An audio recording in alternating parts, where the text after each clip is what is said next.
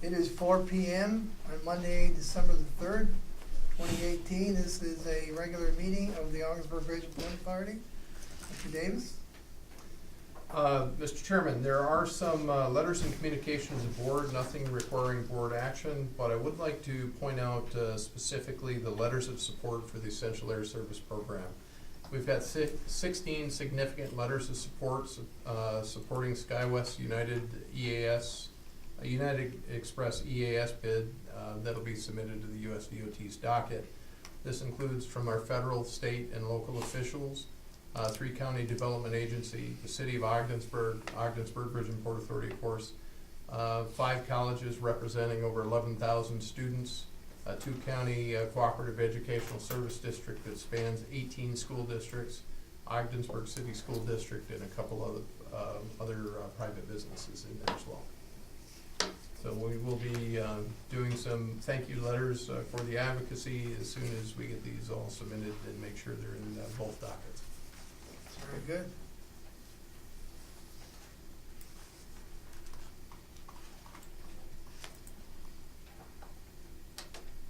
Do I have any comments, any questions on communications?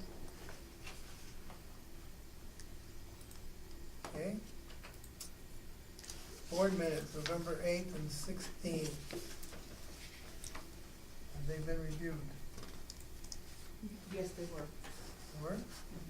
Any changes? No. Is there a motion to approve both? Second. Any discussion? All those in favor say aye. Aye. Opposed? Minutes are approved. Next. Mr. Chairman, based on quorum time limitations this afternoon, I recommend that business items be addressed and then the report sections, time allowed, if time allows. Which would bring us right to agenda item A1, which is approval of the 2019-2020 fiscal year budget. At the high level, $8.5 million in revenue side, $6.4 million in expense, leaving a net $2,064,000, debt service of $1.5 million, round numbers, cash available for capital of $590, financing and grant income of $3.85 million, capital grant expenditures of $4.1,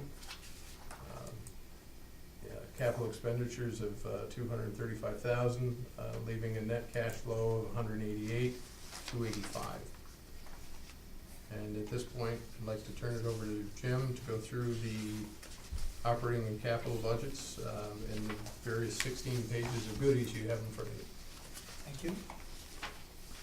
What I have added is more detail on the back end of the packet that I handed out. Each Excel spreadsheet has a top line that's summarized, gives you a taste of what's in there. And then underneath that, on the spreadsheet, is a lot of detail that I didn't provide originally, but it's in there now for each category of revenue and expense. And I'll try to go through this as quickly as I can. Obviously, page 1 that I sent out was basically a table of contents. Very, very similar to what you saw last year if you were here on board. Second page is the summary of the major assumptions. And if we can focus on that page for just a moment. You'll see the very top line, I discussed the operating revenues. And probably the biggest assumption we're making on this whole budget is included in line number 1, which is a projected bridge toll increase, which requires government approval for. That bridge toll increase approximates somewhere between $500,000 and $600,000. So if we're turned down, these numbers change quite dramatically. If it's all approved, we should be able to hit the numbers. We'll be mighty close. So with that on the bridge, we projected mainly due to the essential air service additional passengers that are coming over from Canada. We've added a percent point to the bridge toll, or the bridge traffic for autos, for the number of additional passengers that'll be coming over the bridge. Overall, we have a 2.5% increase slated, and based on recent trends, we should be close to that, and the very recent trends would suggest otherwise, because we've gone into the negative on the automobile side for this year. So our budgets are based on projections for what we have between now and March, and then rolled forward with all projections for next year. So we've projected a 2.5% increase and a 1% increase on the commercial traffic for the bridge. Airport assumptions, the major assumptions that are there on the airport revenue side is the transition to a new essential air service provider.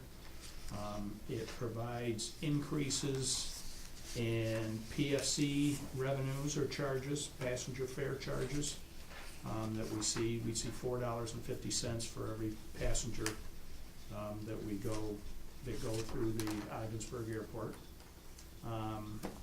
The difference in the various revenue streams from converting over to SkyWest based on an approximate 50% load factor, and currently Cape Air, it amounts to almost $108,000 difference in all the different categories. So all the different categories have fuel sales in it, that has hangar, ramp fees, all the different terminal charges that come through to the airlines that come through. And this budget's predicated on going to that new essential air service and seeing that revenue incline. Take advantage of Jim taking a drink there for a minute, but that is reflective of those, remember those essential air service charges that were passed 2 board meetings ago? These are in there that weren't there previously. So next assumption is on the industrial park. We have 2 pending vacancies that we have placed rentals in for this budget. Not going to be a significant dollar value either way, but John's confident we'll be able to rent those spaces. Most of the occupants see a CPI increase every year, and then there's several of them that have a lease that goes out to 2022, and we've got a lot of predominantly large, steady income flow from consistent tenants that have long leases. So that one's, from a budgeting standpoint, it's pretty easy to cast out the budget. Port of Ogdensburg, there is wind in our future, I'm told. So that was the good news, because that's the second of the, what I want to call, bigger budgetary line items that are in this budget that are making this budget positive, is a wind turbine project that is of similar size and scope to the one we just did. So because of the lack of time to prepare the budget, I do thank Steve and Adam for rushing to get together and trying to hammer out numbers for me to help out and get this thing done. But we were able to cheat a little bit because the numbers are so fresh in our system for this year. One thing I'll point out this year is we did have a projected $650,000 of ILA salaries, and we didn't even nearly approach that. So we've gotten more efficient. I think this year's version was safe as safe, and all the billings came in smoothly, and the payments went out smoothly, so it went really, really well, at least for my first wind turbine project. And hopefully the next one will be just as strong. So salt and fertilizer shipments on par with recent years. I think, as we've said before, if we were to be enabled by our state government to bid on New York State's salt service deliveries, we could enhance our revenues quite significantly and save the state significant amounts of money. So being able to bid on that stuff, competitive bid, could provide an opportunity for us to do even better in the salt shipments area. Border Station, new lease agreement, everybody's aware of that. We've got the numbers rolling forward. That new lease agreement will have an annual CPI improvement that will happen in October of every year. So 6 months of the budget has a 2% increase in it, and the first 6 months has the existing lease agreement in it. So it's pretty clean, and it should be straight out for 20 years and should go very well. On the expenses, budgeted inflation in a lot of areas, it's a pretty wide gap. I put 0 to 3%. That all is contingent on whether or not we have a contract that's going to change, whether we know about the change. We have suppliers, we have utilities, we have insurance companies, insurance bills. But at this stage of the year, we are projecting out minor increases in most of those categories of 1 to 2% inflation pretty steadily. Salaries, we do have a 5-year agreement with CSEA, so that's a bulk of the salary structure or the employees, a little over half. And then the management confidential historically has gone along with the union contract in the following year. So we've estimated management confidential raises and CSEA raises to be the exact same. The way the agreement reads is 2%, the greater of 2% or the CPI index. CPI index at the end of October, 12-month average was 2.5%. So that's what we put in the budget for this next year. In the ILA group, which is a smaller group, we put in average increases. They do their union agreements a little differently. They put a dollar value to the hourly increase as opposed to percentages. So they're pretty steadily about 75 cents an hour each year. So that's what we've used in this budget as well. Employee benefits, retirement plan is rolled forward, consistent, approximately the same value of what we have this year, which is $261,000. Health insurance, most of you will recall we started a high deductible health savings account plan in September. Our health insurance plan runs from September to August. It's a little off everything else, so it creates a few problems, but not big ones. But that is projected with a modest increase next year. And health insurance is bumping anywhere from 3% to 30%. So take your best guess. I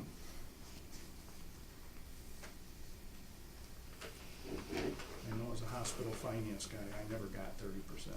I was always arguing with Blue Cross as to why are you charging me 22% when I can only get 2.4%? So, old stories. Workers' comp and unemployment, they're going to run a little higher because of the additional ILA salaries for the wind turbine project, although at a lower amount in the budget than what we've had previously. I want to ask a question about that, because usually, typically we'll have a wind project and then no wind project the following year, and the increase will cost us around $50,000 to $85,000, depending on which year it is. Does that change this year at all, having a wind project and then a wind project following? I do not know. I don't know the answer to that, but I'd like to talk to our workers' comp person the next time. I just wondered, because it's triggered by, the added cost is triggered by the absence of a wind project in the following year.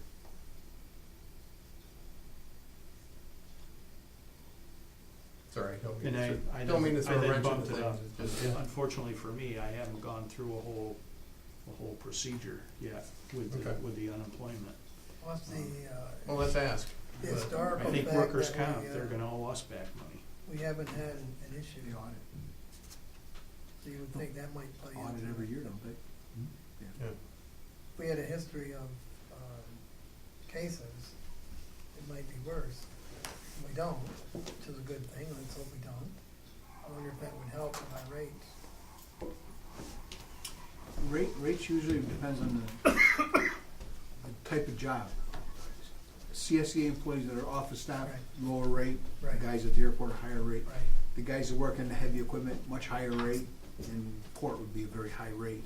And you have so many different rates that none of them Yeah, blend. I know we're at the county, the highest rate, of course, is in the jail, and then the deputies out on the beat.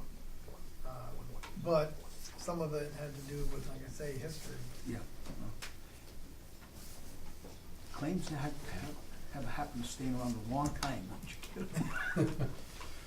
So I Sorry, do Jim, go have, ahead. on the insurance policies, I do have them inflating by 1 to 3% based on what they did this last year. And we are adding a policy for cyber liability coverage.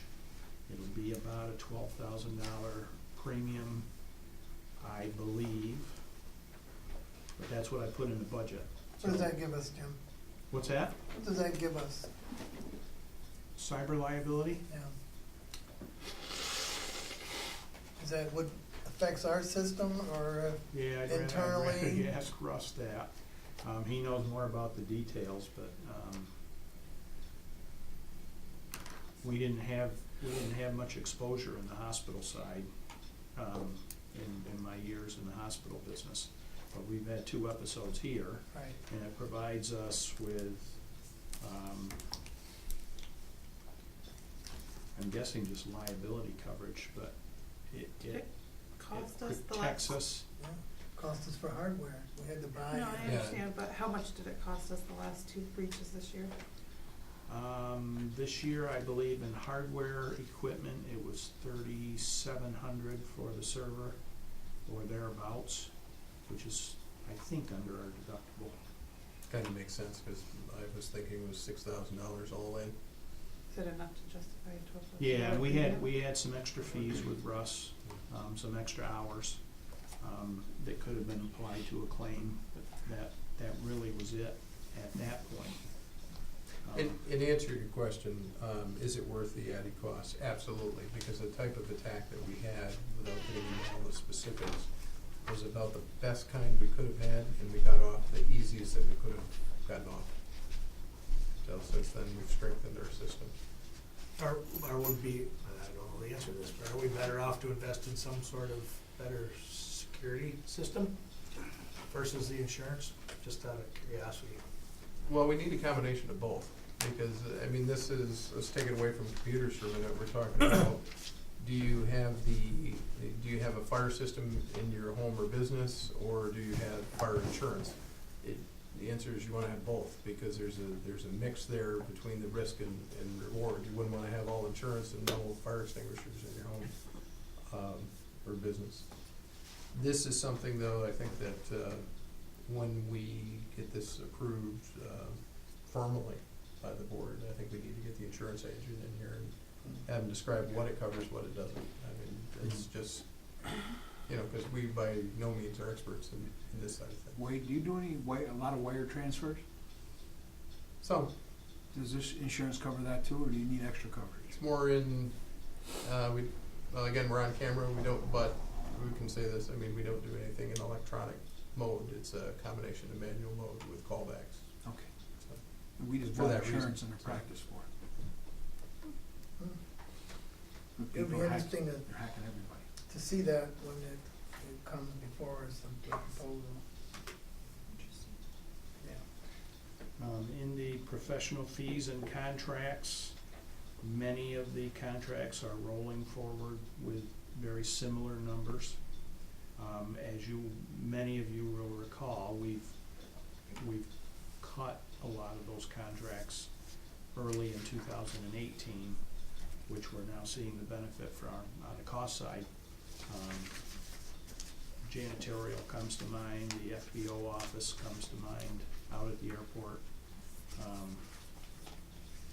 So in this budget, we have added an air service development cost to the airport of $45,000, which is a consultant which will help identify new areas of airline traffic that we could get to come to Messina. Helps provide with the level of detail and understanding about the airline industry that we don't necessarily have, so. let's back up there because you're partially correct. It's gonna bring new business to Ogdensburg as opposed to Messina. Did I say Messina? Yes. But the function of the air service development is we need somebody that speaks the language, has the relationships that we don't have. And that will help get us the, the next Allegiant, the next Spirit, the next Frontier in surveying here.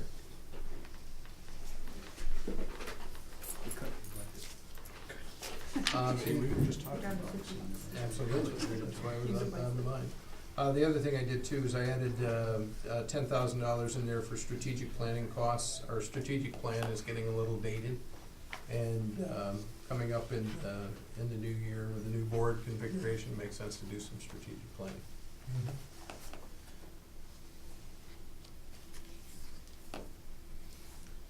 So on the maintenance expenses, the biggest, there's two items, I should have put it in the assumptions that I didn't put the second one in. On the bridge, we have a biannual inspection, which runs 6 digits, that is not going to reoccur, and that's replaced by a smaller inspection fee every other year. And I believe Steve estimated that to be about $15,000. Yeah, it was in this the, year. So the contract that we signed this year. There was a placeholder for a in lieu inspection of about $15,000, give or take a little bit. And the reduced, we have budgeted a reduced reliance on de-icer chemicals compared to winter of 2017-18. Thank you, Stephanie. Do my best. I mean, we'll know in April, I guess, or May, whether we have succeeded at There's that. that. Yeah. Maybe We May. hope we know by If Stephanie then. needs more money, you mean. So we still have a handsome level in the budget, so hopefully we won't need it. Other expenses, we did add back. If you recall, last year, we took travel out entirely. And we did add back, well, I think we ended up with $33,000 between administration, airport management, and port management. So that is it for the major expenses. Let me go into the very colorful income statement draft. It shows very similarly to how I do the financial statements. I have one line for the revenue lines for all 5 divisions or 6 divisions, and then spread the detail out on the next several pages. So you can see there's $8.5 million in consolidated income for the organization, 6.46 million expenses, which was very, very close to last year. So we've had a bunch of expenses incline, and then we've had a bunch of expenses decline, leaving us about the same expense level for this year's budget as last year's budget. So, debt service payments, $1,474,000. Interest income and dividend income of about $7,500. And then grant income is $3,942,000. Grant expenditures, grant funded expenditures are about $4,001,000. So those of you will recall the FAA grants, we get, as a general rule, we get 97.5% of the total cost. So they're easy to say yes to. We get almost the whole grant fund. Others, we've got two on here for the for the railroad, and there's about $130,000 OBPA portion that goes along with that. So the next line, capital expenditures. Steve will tell you we've deferred so many of his items over the past several years. He still has a handsome list. This budget would suggest, if that bridge toll gets approved and all that thing happens, that that Steve will have a little capital budget for this year. And you'll see on the capital budget form when we get to it, where that money is most needed. So, Yeah, end what- result, positive $188,000, and it should allow us to move our cash flows into a better position.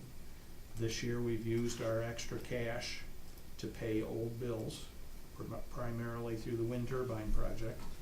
We used that cash to pay old OMLC bills that we had owed from 2016 and into 2017 and 2018. So that relieved some of the accounts payable, but it also didn't help with a lot of the other bills that we have that are outstanding. So, but this budget will help us move forward, and I would think we could get almost back to normal by mid-year. And what I mean by normal is that we can pay our bills within 45 to 60 days pretty steadily. We can account for all our bills and bill and collect.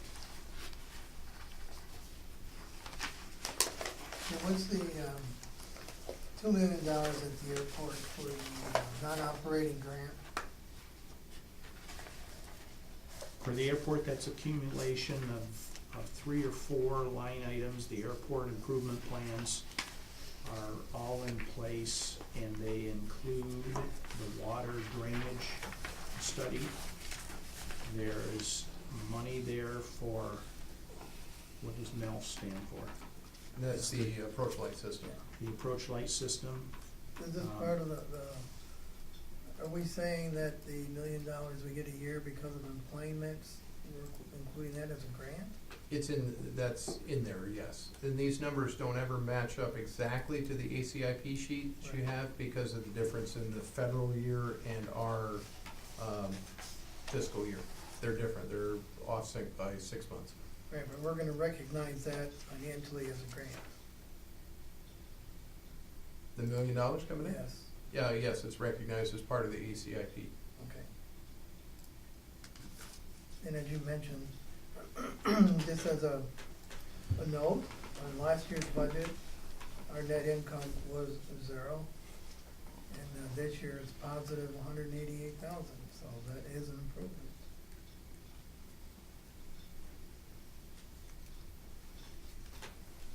Chris? You probably have me. Good, so far? I'm good so far. Good with the income statement so far? Yes. Okay. I'll try to go through these next pages even quicker. Page 3 is a draft of the bridge detail. So you can see on the left-hand side, it consists of bridge tolls for autos, bridge tolls for commercial and all other, rental income for this building, grant income, which we leave blank because it's usually capital and their ergo non-operating income. You'll see an OBSI management fee, which is a washout on OBPA's books. The border station is still under a different tax ID number, so the border station reflects expense, OBPA reflects revenue, and it just washes out organizationally.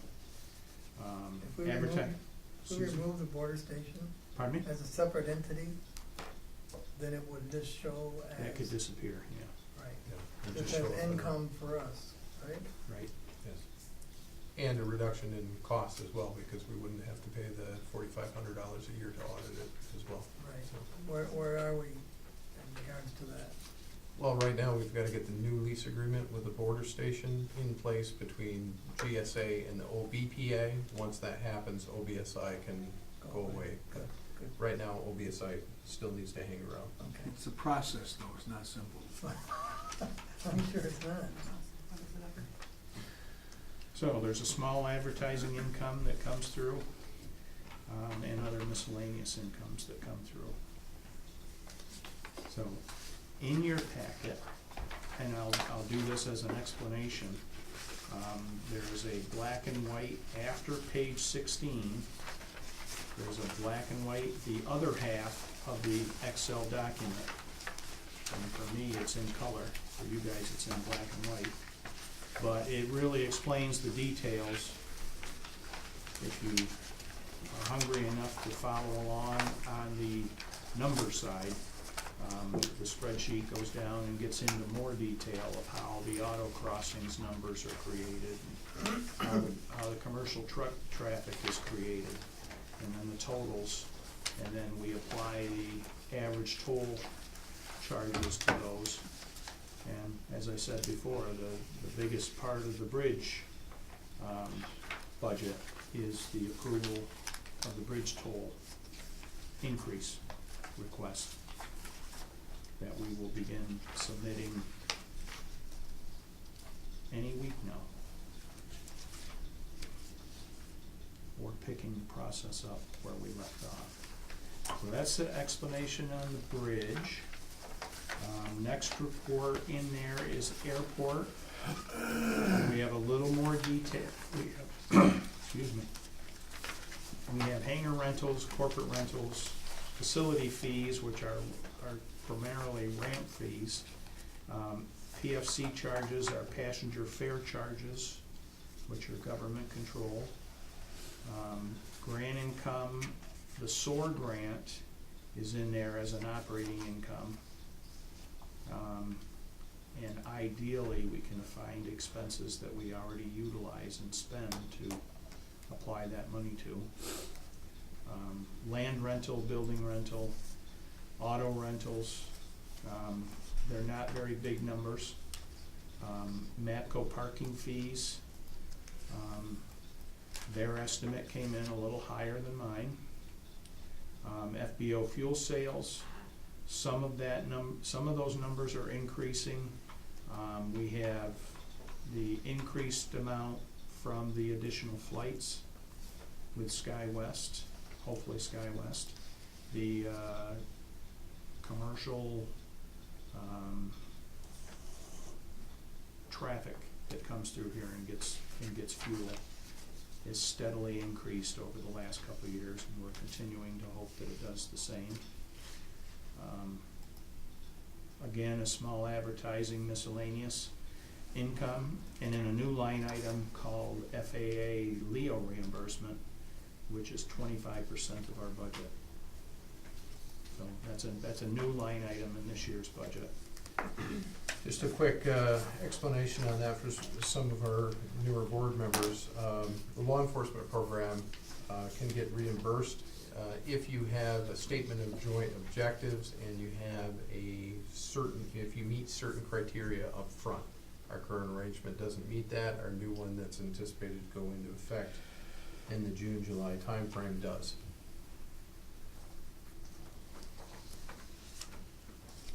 That's something you didn't have previously. Correct. I mean, years ago, it was in our, we had an agreement with TSA. We're looking to get back into that program. And the reimbursement is the same whether we start it in January or June and July. It's gonna operate on a federal fiscal year. I don't know all the details associated with it at this point. From October to December, or September.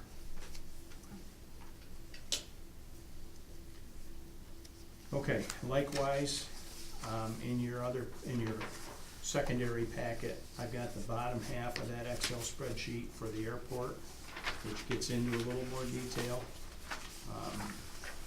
Airport's been a little difficult to get some continuity with how we charge and how we bill and all of those things. So we're still, I wanna say, on a learning curve, but we don't have any consistent numbers from 2016 to 2017 to 2018 and going into 2019. Some of them are consistent and they'll roll forward pretty well, but other ones are, we're still trying to get our arms around, I guess is the best way to put it. So any questions on the airport? Okay.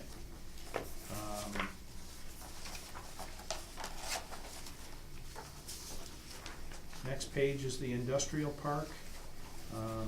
As I said, it's probably the easiest one because we have long-term tenants. And we know when the rental increases come in, so if you look at a particular building and you see increases from left to right in the monthly allocations, you have either one or two or three leases that are coming due during that month. And those numbers should come out quite well. Utilities are always a pass-through.